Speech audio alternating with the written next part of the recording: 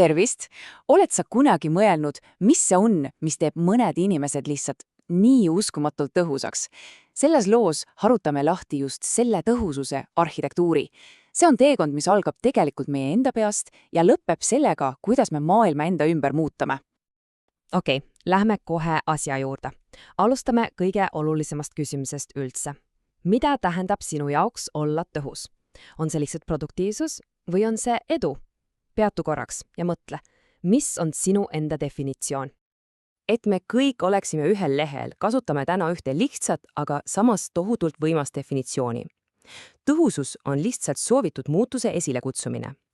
Mõtle korraks sellele, see on sinu võime, olgu see siis suur või väike, kujundada oma reaalsust just täpselt selliseks, nagu sa seda soovid. Ja vaata, Henry Ford pani sellega ikka täitsa 10. Tõhusus ei alga tegudest. Üldsegi mitte. See algab uskumustest.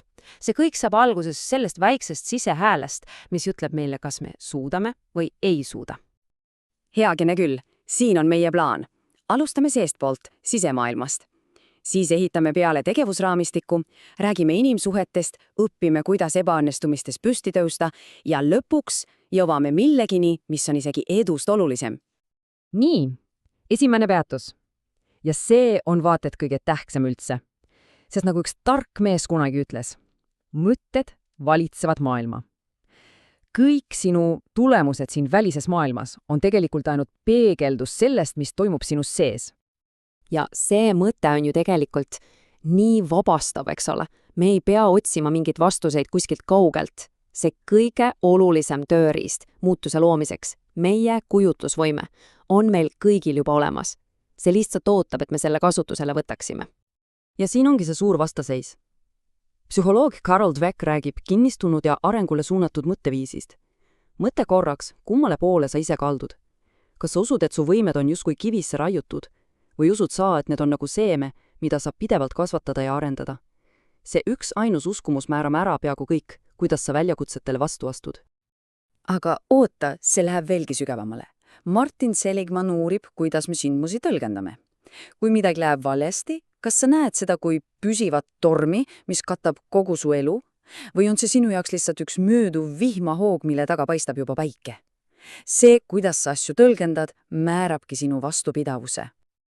Nii, sisemine vundament on lautud. Aga mis me sellega nüüd peale hakkame?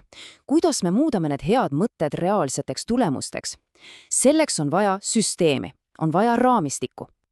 Okei, tunnista ausalt, see on meile kõigile tuttavaks. See pidev vaimne segadus.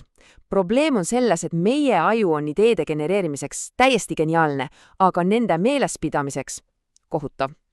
Iga lõpetamatu ülesanne on nagu avatud programm su arvutis, mis lihtsalt sööb su vaimset energiat. Aga õnneks on olemas lahendus. Ja see on päris geniaalne. David Alleni Getting Things Done ehk GTD meetod.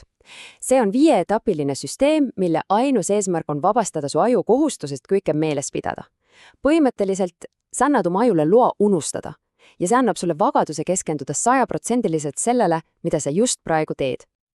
Okei, nüüd teeme väikese pöörde, sest olgem ausad, tõhusus ei ole kunagi sooloettevõtmine. Sa ei saavuta mitte midagi suurt täiesti üksinda. Meie võime saavutada eesmärke on otseselt seotud sellega, kui hästi me suudame teistega suhelda, neid mõjutada ja nendega koostööd teha.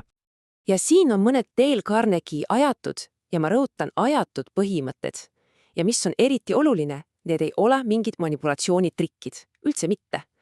Need kõik põhinevad siiral austusel ja empaatial. Ja just teiste siiras väärtustamine ongi kõige kindlam viis oma eesmärkideni jõuda. Aga räägime nüüd asjast.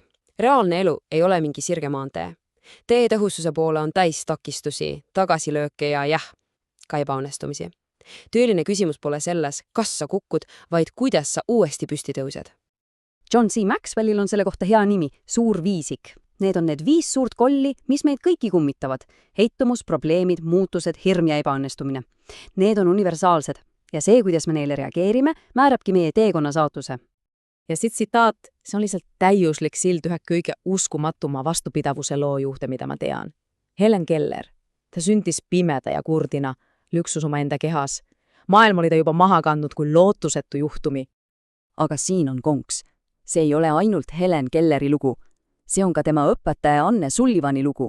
kes oli ise peaaegu pime ja keda samuti peeti lootusetuks. Ja teate mis? See ei ole isegi ainult Anne lugu. Anne enda elumuutuse käivitas keegi täiesti ootamatu. Aastaid varem, kui Anne Sullivan oli noor tüdruk ühes parandamatute varjupaigas, nägi üks eakas koristaja teda puuri lukustatuna. Ja see naine, kellel polnud võimu ega positsiooni, küsis endalt selle ühe lihtsa küsimuse. Mida minusugune saab teha? Ja ta tegi midagi väikest. Ta küpsestas talle küpsiseid. See väike lahkuse akt oli esimene doominokivi, mis murdis läbi Anne kestast ja pani aluse absoluutselt kõigele, mis järgnes. Ja see lugu viib meid ideaalselt meie viimase ja võib-olla kõige sügavama teemani. Sest tõhususe kõrgem tase ei ole lihtsalt isiklik edu. See on tähendusrikkus, mis sünnib teiste aitamisest. Siin on see vahe mustvalgel. Edu keskendub sellele, kuidas sa saad endale väärtust lisada. Ja selles pole midagi halba. Aga tähendusrikkus, see on samm edasi. See on siis, kui sa hakkad küsima, kuidas ma saan teistele väärtust lisada. See on üleminek küsimuselt, mida ma saan, küsimusele, mida ma saan anda. Ja see on see vahe, kas su mõju kestab ühe eluaja või mitu põlvkonda. Niisiis, paneme nüüd kõik tükid kokku. Mis see tõhususe arhitektuur siis on? See ei ole üks asi. See on nagu täiuslik kooslus. See on mõtteviis, mis usub, et kõik on võimalik. See on süsteem, mis muudab ideid tegudeks. Need on suhted, mis võimendavad sinu mõju. Ja see on vastupidavus, mis kannab sind läbi kõige raskema. Ja lõpetuseks ma tahan, et te mõtleksite sellele. See kõik, millest me rääkisime, see ei ole lihtsalt mingi teooria. See on tegelikult võti. See on võti, mis avab kõik need väravad ja võimalused, mis sind ümbritsevad, aga mida sa võib-olla varem ei märganud. Ja niimoodi olemegi ringiga tagasi alguses.